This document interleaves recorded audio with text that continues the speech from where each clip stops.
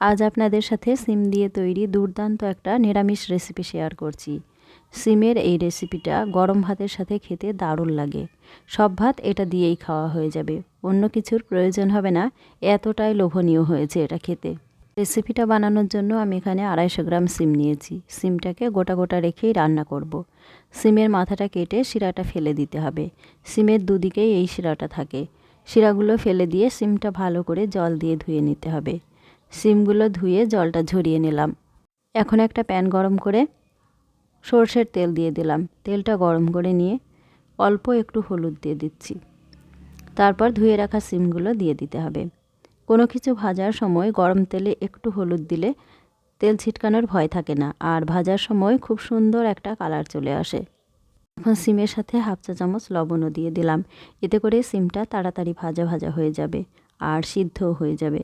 এখন নাড়াচাড়া করে লবণটা সিমের সাথে মিশিয়ে নিতে হবে, আর এইভাবে নাড়াচাড়া করে সিমগুলো ভালো করে ভেজে নিতে হবে। এখন ঢাকা দিয়ে লো হিটে রেখে দেব। এতে করে সিমগুলো খুব সুন্দরভাবে সিদ্ধ হয়ে যাবে। সিমটা ভাজা হতে থাক। এদিকে একটা বাটিতে 2 চা চামচ কালো সর্ষে আর 2 চা চামচ পোস্ত ধুয়ে নিয়েছি। এখন এর সাথে 3টি কাঁচা লঙ্কাও একসাথে পেস্ট করে নেব। মাঝখানে ঢাকাটা খুলে সিমটা একবার নাড়াচাড়া করে নিয়েছি।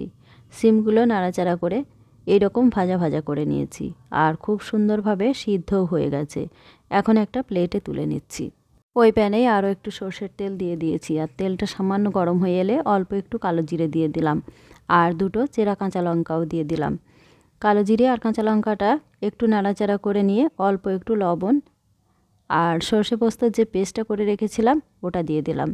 সবটুকু পেস্ট দিয়ে দিলাম, আর বাটিটা ধুয়ে অল্প একটু জলও দিয়ে দেব। এখন নাড়াচাড়া করে মশলাটা কষিয়ে নিতে হবে। যাতে সর্ষে পোস্তর কাঁচা গন্ধটা না থাকে।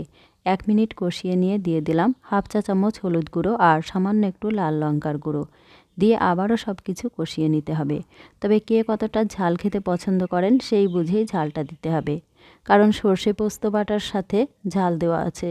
মশলাটা কষানো হয়ে গেছে, আর দিয়ে দিলাম 1/2 বাটি জল। এই সিম পাতুরিটা একটু শুকনো শুকনো হবে, তাই খুব বেশি জল লাগবে না। তবে সব সময় চেষ্টা করবেন এখানে গরম জলটা দেওয়ার। গ্রেভিটা ফুটে গেলেই ভেজে রাখা সিমগুলো দিয়ে দিচ্ছি।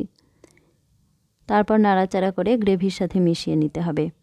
ভালো করে মিশিয়ে নেওয়া হয়ে গেলে ঢাকা দিয়ে মিডিয়াম হিটে কিছুক্ষণ রান্না করে নেব। সর্ষে পোস্ত পেস্ট করার সময় চাইলে একটু নারকেল কোড়ানোও দিয়ে দিতে পারেন। আবার এই রান্নাটা শুধুমাত্র সর্ষে বাটা দিয়েও করে নিতে পারেন।